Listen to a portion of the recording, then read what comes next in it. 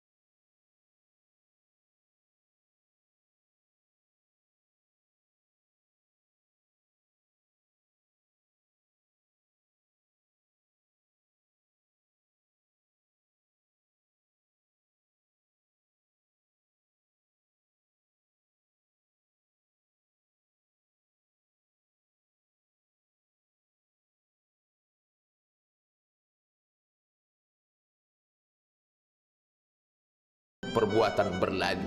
Selalu penyesalan di akhir. Di saat itu penyesalan tak lagi bermakna. Apa kata mereka ketika melihat azab Allah? Rabbana, hai Tuhan kami, ya Rabb kami, absarna, mata kami sudah melihat azab, wa sami'na, telinga kami sudah mendengar suara tangisan, teriakan, pekikan di dalam neraka. Farji'na, kembalikan kami lagi ke dunia, na'mal salihah, kami ingin beramal saleh, inna muqinun, kami yakin seyakin-yakinnya.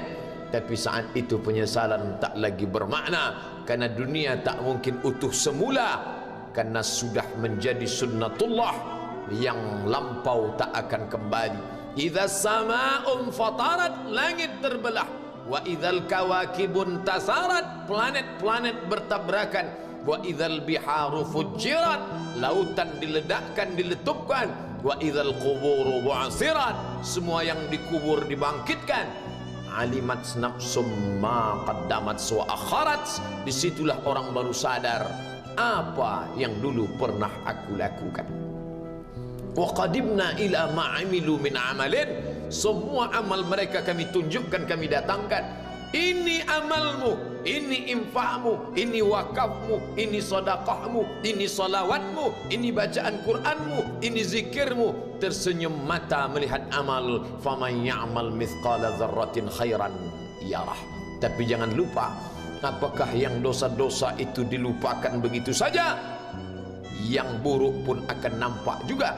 Faman ya'mal mithqala dzarratin syarran, sebesar ujung rambut, sebesar telapak kaki semut yang hitam, di atas batu yang hitam, di tengah malam yang kelam, di dalam samudra yang gelap, akan ditampakkan juga pada hari itu. Yauma tublas sarair, segala rahasia ditunjukkan, dan mata akan melihat dengan penglihatan yang nyata. Mulut tidak lagi bisa menjawab. Al-yauma nakhtimu ala afwahihim, hari itu mulut kami kunci, karena mulut itu yang dulu pandai mencari-cari alasan, bersilat lidah, maka hari itu lidah dikunci. Wa tukallimuna aydihim, tangan mereka kami buat bicara. Wa tashhadu arjuluhum, kaki bersaksi. Apa yang akan dibicarakan tangan, apa yang akan dipersaksikan kaki. Bima kanu yaksibun, semua yang pernah dilakukan di masa yang lalu. Berapa atasanmu sanggup memberi gaji sehingga begitu enteng kau tinggalkan solatmu? Apa yang dijanjikan istrimu sehingga begitu enteng kau berikan yang haram, hanya rayuan sesaat, padahal dia pun akan meninggalkanmu sebelum masa tua tiba. Apa yang dijanjikan anak-anakmu? Ayah, kami akan menjagamu di hari tuamu nanti, maka berikan kami yang kami inginkan. Belikan kami rumah yang besar, belikan kami kendaraan yang mewah. Nanti setelah hari tua kami akan menjagamu, kata mereka. Tapi setelah kita tua, dosa-dosa begitu banyak terkumpul, mereka pun meninggalkan kita di panti jompo yang penuh dengan kesunyian, hening, sepi, suara cucu tak terdengar menangis, karena mereka pun malu mengakui kita sebagai orang tua. Suapkanlah yang haram ke mulut mereka, berikanlah yang batil ke dalam perut mereka, itu hanya akan menjadi azab di dunia sebelum hari kiamat tiba. Ish ma syi'ta, hiduplah sesuka hatimu. Ish ma syi'ta, apa yang mau kau makan, makanlah. Apa yang akan kau bekerjakan, kerjakanlah. Fa innaka mayyit, tapi ingat, kau akan menjadi mayat, kau akan mati. Semua akan diminta pertanggungjawaban di hadapan Allah Subhanahu wa ta'ala. Hari ini orang boleh tertawa, hari ini orang boleh merasa dunia dia yang punya, tapi sampai masanya yang hijau akan berubah menguning, yang kuning akan mati, yang mati akan menjadi debu, yang debu ditiup angin hampa tak bermakna. Lalu apa yang akan dibawa menghadap Allah Subhanahu wa ta'ala? Amal saleh. Kalau pernahlah mulut itu membaca sepotong dua potong ayat sebelum berangkat bekerja, kalau sempatlah masuk ke kamar mandi mengambil air wudhu, solat sunat duha sebelum berangkat bekerja, kalau sempatlah ketika duduk dalam suasana santai membuka iPad lalu dibuka Quran digital sambil melihat beberapa ayat merenungkan maknanya, mengingat mati, kalau sempatlah mulut mengucapkan subhanallah wa bihamdihi subhanallahil azim, kalau sempatlah anak istri dibawa ke masjid iktikaf mendengarkan pengajian, kalau sempatlah beberapa persen dari pendapatan itu dilimpahkan ke rumah anak yatim panti jompo masjid, kalau sempatlah beberapa meter tanah dibeli untuk pembebasan mendirikan rumah Allah, kalau sempat memberikan beberapa karpet untuk rumah yang selalu ditinggalkan, kalau sempatlah membelikan beberapa kilo beras untuk yatim piatu dan panti jompo, itulah yang akan menolong di hadapan Allah. Adapun rumah besar dengan beberapa semen, dengan beberapa busi yang banyak, semua akan menjadi tinggal kenangan. Mereka akan menjual, membagi-baginya. Tanah yang dulu harganya semeter 100.000 sekarang sudah menjadi 5 juta. Mereka akan bagi-bagi itu semua kepada ahli waris. Lalu kita hanya membawa 3 helai kain tipis yang tidak berjahit, dan itu semua menjadi milik orang.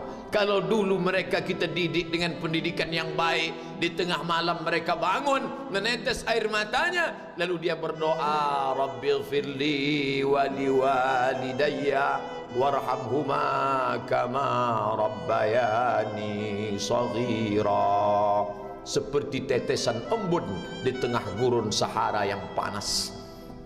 Kalau sempatlah mereka berdoa, Allahumma ighfir lahu warhamhu wa'afihi wa'fu anhu, maka mengalirlah air yang sejuk ke tenggorokan yang kering. Kalau sempatlah mereka membeli makanan, diundangnya anak yatim, diusapnya kepala, ya Allah, terimalah sedekahku ini untuk almarhum ayahku, almarhumah bundaku. Aku tak dapat membalas budi baik mereka, ya Allah, mereka sudah mendahului aku. Maka akan mengalirlah itu sebagai perlipur lara di tengah alam barzah sementara kiamat tiba.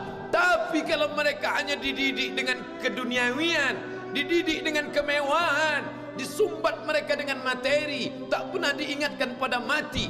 Ketika kita mati, mereka pun juga akan mati perasaan ingatannya. Paling celaka lagi, mereka mengingat kita dengan mengantarkan bunga, mereka mengingat kita dengan pakaian hitam, mereka mengingat kita dengan suara musik, mereka mengingat kita dengan memajang foto kita besar-besar di dalam rumah.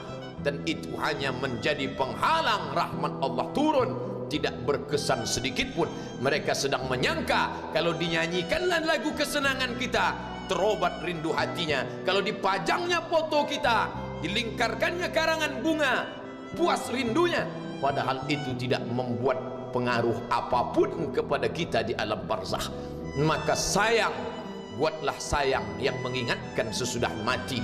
Kalau rindu, buatlah kerinduan yang membuat dia akan tetap mengalir sebagai satu amal sesudah kematian.